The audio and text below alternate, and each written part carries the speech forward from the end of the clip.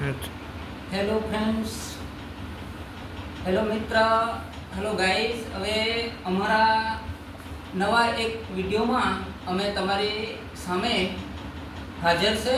હું સુનિલ ચૌધરી, દેવળિયા વનકુંભિયા. તો હું તમને એક બેન આવ્યા છે, તો આ સિકલ સેલ રોગનું શું મહત્વ છે, એનું કારણ શું, એના વિશે હું તમને આજે આ વિડીયોમાં જણાવીશ. તો તમે આ વિડીયોમાં બની રહો કે તમને ઘણી બધી રોગમાં જાણવાની તમને જાણકારી મળશે. ને આ વસ્તુ બહુ અગત્યની વસ્તુ છે, જાણવા જેવું. તો તમે આ વિડીયોને પૂરેપૂરો જોજો અને વિડીયો જોઈને તમે લાઈક અને સબસ્ક્રાઈબ કરજો ને આગળ વિડીયોને શેર કરજો અને આ કોમેન્ટ કરીને મને બતાવજો કે આ વિડીયો તમને કેવો લાગ્યો. તો આ બેન તમારું નામ શું?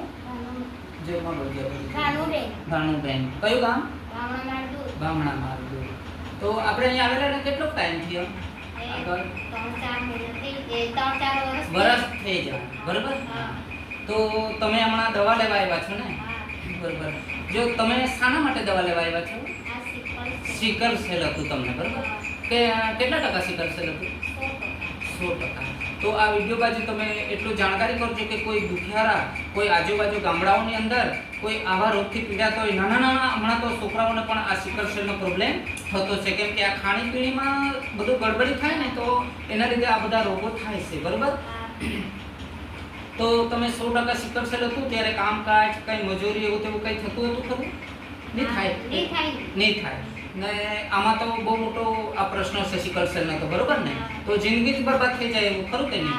હા. તો તમે કેટલાક ફર્યા આના માટે દવા દારૂ કરવા? બહુ ફર્યા. હા. મેં દવા આપી પછી તો તમે કામ મજૂરી બધું કરતા થઈ ગયા, બરોબર. તો તમને હમણાં આ દવા પર વિશ્વાસ ખરો ને? તો તમે આજે હયાત મારી સામે બેઠા છો આ દવાથી જ, બરોબર ને. હવે તમને કોઈ દવા લીધા પછી કોઈ લોહી ચડાવવાની જરૂર પડી ખરી? નથી ને. તો તમે તો અમારે જેમ સારા છો હવે, બરોબર કે નહીં? તો એ માહિતી આપણે મારા આ યુટ્યુબ ચેનલ દ્વારા આપણે દેશ વિદેશમાં કે આખા ગુજરાતની અંદર અમુક જે રોગી છે, સિકલ સેલના જે પેશન્ટો છે, એને મારે જાણકારી આપવાની છે કે એ લોકોને વિશ્વાસ લાગે ને અહીંયા મારી પાસે આવીને એનો દવાનો સદુપયોગ કરે અને એ લોકો જીવનમાં સુખી થાય અને એ રોગમાંથી મુક્ત થાય.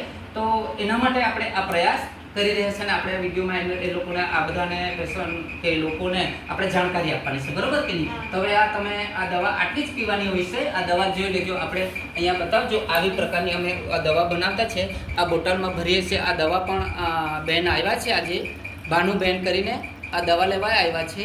તો એનું આપણે થોડું આ વિડીયો દ્વારા આપણા ભક્તોને,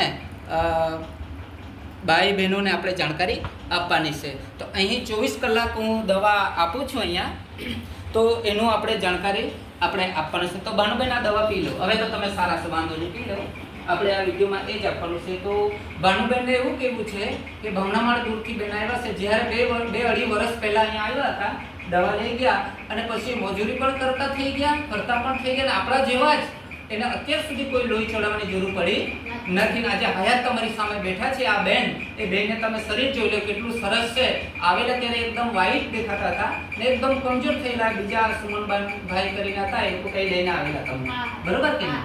તો આ સિકલ સેલ અને વિશે મારે એટલું જ તમને જણાવવાનું છે કે આ દવા તમે 3 મહિને, 2 મહિને, 2.5 મહિને કે 6 મહિને લોહી ચડાવીને મરી જતા છે. મેં ઘણા બધા એવા દાખલાઓ જોયા છે કે છાતીમાં દુખાવો થાય તો એના નવા કણ બનતા નથી અને ડોક્ટરોને એવું કહેવું છે કે આ સિકલ સેલ તો જિંદગી સુધી જતું નથી. પણ હું તમને સુનિલભાઈ સાબિત કરીને બતાવું. આ પેશન્ટ પણ અહીંયા બેઠું છે ને આવા પેશન્ટ મારી પાસે સેંકડો પડેલા છે.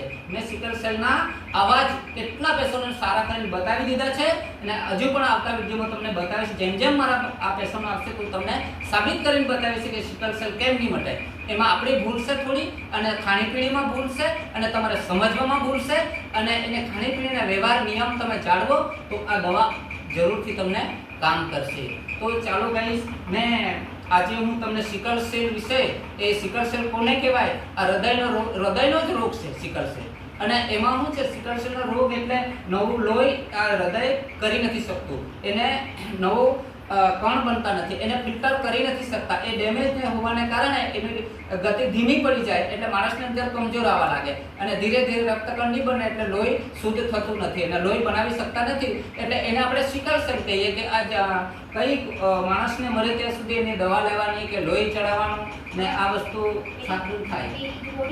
હા, તે પણ નથી લેતા દવાખાનાની. હા, તો મિત્રો આ બેન જાતે જ આપણને સાક્ષી પૂરે છે કે દવાખાનાથી કોઈ એને સિકલ સેલ માટેની ગોલ્ડ ટેબ્લેટ આપેલી ને, હા, તે પણ હવે તમે લેતા નથી. તો હવે તમે એના મોઢેથી તમે સાંભળી શકો છો, એ પણ લેતા નથી. હવે તો લગભગ 4-5 વર્ષ થઈ જવાના ને આપણે અહીંયા આવેલા.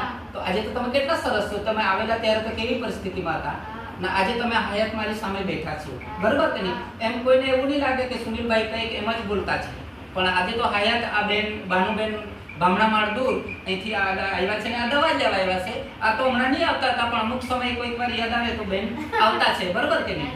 હા, તો આ સિકલ સેલ વિશે હું તમને આજે માહિતી આપું છું કેમ કે આ બહુ ગંભીર પરિસ્થિતિ છે. આપણે અજાણતાને કારણે આ રોગ ગંભીરતાનો લાગે છે. આપણે પહેલી વારમાં આપણને અનુભવ નથી અને હોસ્પિટલો કે ડૉક્ટરો આપણને એવી કોઈ સલાહ સાચી આપતા નથી. એટલા માટે આપણે અંધારામાં છે આજે. તો તમે જાગો આયુર્વેદ બાજુ અને આયુર્વેદનો સદુપયોગ કરો. અમુક રોગ એવા છે કે આપણે આયુર્વેદ ઉપયોગ સારા થશે પણ આપણે તો શું છે આજે આળસુ બની ગયા છે. આળસુ બની ગયેલા છે એટલે આપણે તો આઈટી દવા આમ દવાખાને હોસ્પિટલે જવાનું આપી દે તો ચાલો ભાઈ આમ પાણી સાથે પી લેવાનું અને કંઈક મહેનત નહીં કરવાની, એને કંઈ જાણકારી નહીં લેવાની ને એમાં કંઈ સાહસ નહીં કરવાનો. એવા આપણે આજે આળસુ છે. તો આ આઈટી બાજીમાં આપણે દવા પીવાની આજે આદત પડી ગયેલી છે એટલે આપણે પછતાતા છે અને રોગ ગંભીર ભયંકર આ રોગથી આપણે પીડાતા રહેતા છીએ. તો એમાંથી છુટકારો પામવો હોય કોઈ એવો રોગ નથી દુનિયામાં કે નહીં મટી શકે. આપણી અંદર ધગશ, આપણી અંદર હિંમત અને સાહસ હોય તો ભલભલા રોગને આપણે હરાવી શકીએ. પણ આપણે તો માયુસ થઈ જઈએ, ડરી જઈએ ને ડરપોક બની જતા છે એટલે આ રોગ ઉપરથી વધતો જાય પણ એ સારું થતો નથી. તો તમે મારા આ ચેનલ દ્વારા હું તમને સુનિલભાઈ એટલું જ જણાવવાનું છે આયુર્વેદ દેવાળિયા વન કુંડિયા કે તમે જાગો.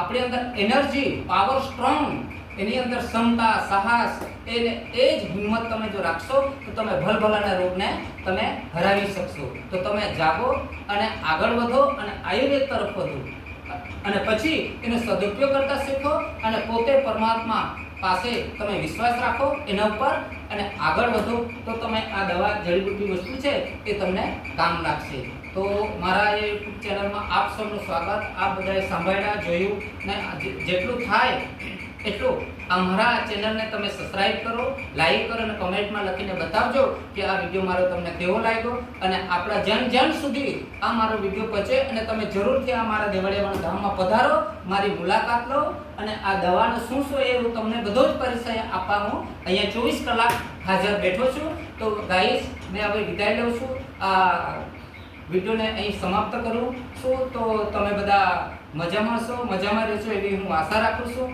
હવે ગાઈસ હું આ વિડીયોને સમાપ્ત કરું છું. તો મને ઇજાજત આપો. જય જવાન, જય ભારત, જય કિસાન, જય હિન્દ, જય આયુર્વેદ.